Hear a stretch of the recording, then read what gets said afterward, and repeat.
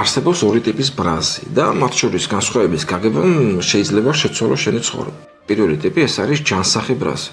ის მოქმედებს როგორც შინაგანი გამაფრთხილებელი სისტემა, რომელიც გატყობინებს, რომ რაღაც არასწორად ხდება. ეს ხდება, როცა ვინმე არ გცემს პატივს, უსამართლოდ გვექცევა, ან გრძნობთ, რომ რაღაც არ მოხდა სწორად. ეს ბრაზი ჩნდება როგორც ერთგული მეგობარი.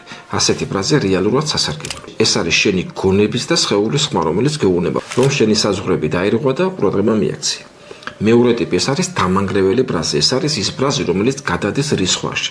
გაიძულებს თქვა ისეთი სიტყვები, რომელთა გამო შემდეგ ძალიან ნანობა. ან მოქმედებები, რომლებიც მხოლოდ ამძაფრებს სიტუაციას. ეს ბრაზი არაფერს არ წყვეტს, ეს მხოლოდ ქაოსს ტოვებს უკან.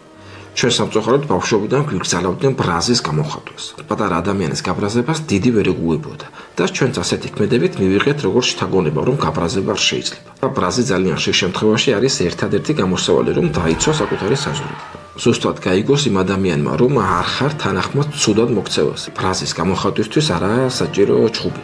შენი აზრის დაფიქსირებაც საკმარისია. თავარია ბრაზის მიზეზს ადგილზე მოხფინო ნათელი და არ ჩაიტოვო გულში წყენის სახით. ასეთ შემთხვევაში ის დროთა განმავლობაში არ დაგროვდება და მერე სადღაც არასაჭირო დროს დინამიტივით არაფერი ხდება, რომელიც შემდეგ ირგვლივ ყველას აზარალებს. გამოიწერე გორდი და აქ აიგებ ძალიან ბევრ საინტერესო ინფორმაციას.